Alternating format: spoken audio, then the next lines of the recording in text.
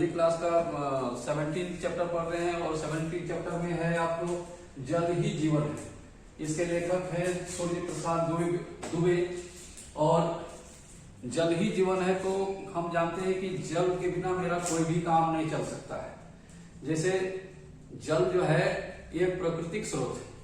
प्राकृतिक स्रोत मतलब अपने आप से स्वेच्छा से हमको मिलता है, इसके लिए कोई दाम चुकाना नहीं पड़ता है। वर्षा होती है, उससे पानी गिरता है, तालाबों में, नदियों में, कुओं में मरता है, उसका उपयोग हम लोग करते हैं। ऐसे ही आजकल फिल्टर जल पानी लोग खरीद करके पीते हैं, बोतल का पानी खरीद करके पीते हैं, वो अलग बात है। लेकिन बात रहा कि ये प्राकृतिक रूप में ये हमको फ्री निःशुल्क मिला है, ये प्राकृतिक स्रोत से मिलता है और जिसके बिना प्राणी जगत का अस्तित्व संभव नहीं है। कोई भी प्राणी बिना जल का संभव नहीं है। हम जानते हैं कि हमारे शरीर में भी 75% पानी ही है। अगर मान लीजिए कि कोई 1 क्विंटल है तो समझिए आपको 70 किलो पानी है, 30 किलो या 35 किलो वो जो है उसका हड्डी पसली जो भी होगा मांस होगा, बाद बाकी पानी ही है। टमाटर में अधिकतर 90% पानी होता है, खरबूज नहीं समझना है, पानी ही होता है। तो अधिकतर पानी का ही उपयोग होता है। कोई भी फसल उगाना हो तो पानी से उगाता है। चलिए अब सबसे पहले है कि पानी का उपयोग हम कहाँ कहाँ करते हैं, है ना। तो पानी का उपयोग कैसे कैसे हम करते हैं, तो पानी का जरूरत हमको क्यों है तो पानी का सबसे पहले जरूरत है खाने पीने, नहाने धोने, कपड़े धोने, सिंचाई करने, पौधों के अंकुरण से, फलने फूलने से लेकर के शरीर के पाचन तंत्र, रक्त संचार के लिए, कल कारखानों के लिए ये पानी का जरूरत होता है। यानी पानी का जरूरत जो है हमको नहाने के लिए, खाने के लिए, पीने के लिए, कपड़े धोने के लिए, सिंचाई करने के लिए और कल कारखानों के लिए, रक्त संचार के लिए। हम जो खाना खाते हैं उसको पाचन के लिए भी, अगर खाना हम खा लेते हैं और यदि मान लीजिए पानी नहीं पीते हैं तो पाचन सही से नहीं होगा, उसके लिए भी पानी की जरूरत होती है।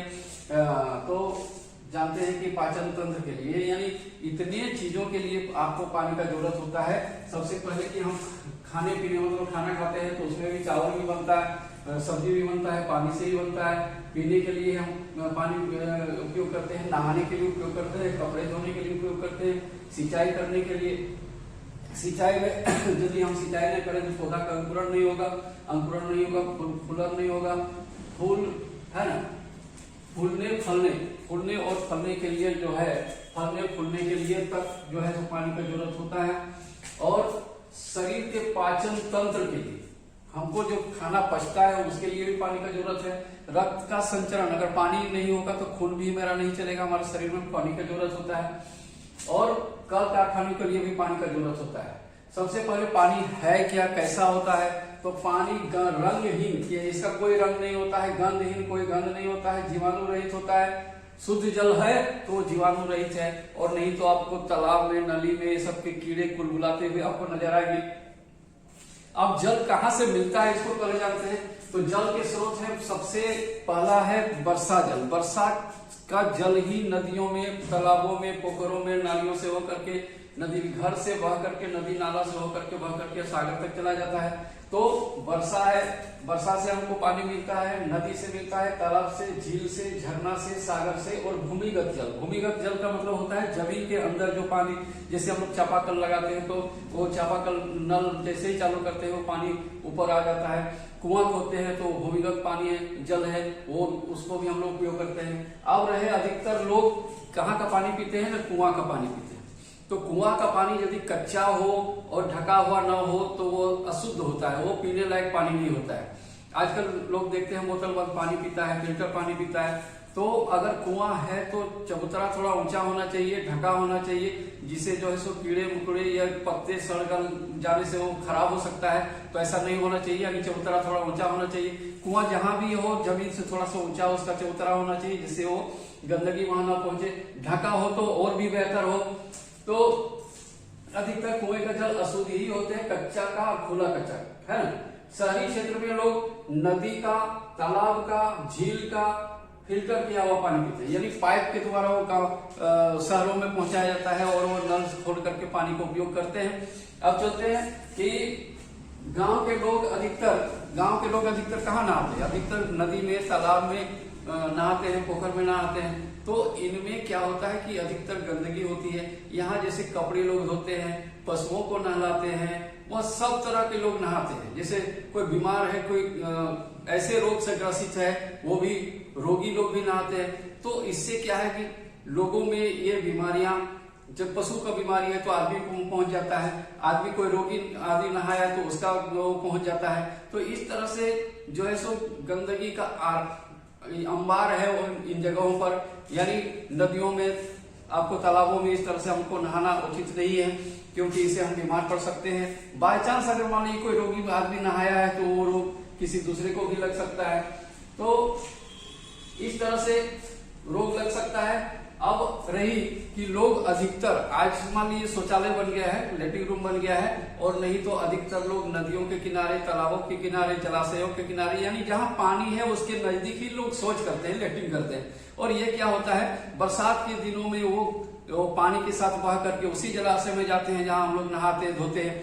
तो इससे क्या होता है कि हम काफी बीमार पड़ सकते हैं, काफी बीमारियां बढ़ जाती है, बीमार हो सकता है आदमी, जानलेवा भी हो सकता है। तो इस तरह से हमको दूर रहना चाहिए इन पानियों से। नल का पानी से नहाए, कुएं का पानी से नहाए, या तो अपने स्वच्छ जल से नहाए।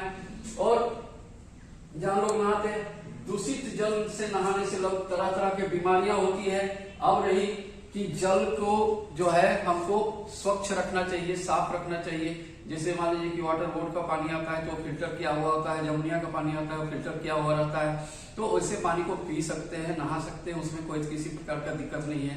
लेकिन अगर दूषित जल में हम नहाते, धोते, खाते, पीते हैं, उसका उपयोग करते हैं, तो हम बीमार पड़ सकते हैं। अब दूषित कैसे होता है, तो पहला बताया कि जो शौच करते हैं नदी के किनारे, तालाब के किनारे, वो पानी में बह करके जाता है। कल कारखाने के जितना कचरा निकलता है वो पानी में जाता है, नदी में जाता है। और शहर से जो नालियां निकलती है उसमें कचरा जो होता है सारा चीज पानी में ही जाता है, सब चीज पानी में दूषित हो जाता है। अगर कहा जाता है कि शुद्ध पानी हम अगर पीते रहे तो पाचन भी ठीक होता है, हम बीमार भी नहीं पड़ते हैं। अधिकतर 90% पानी से ही बीमारियां पैदा होती है।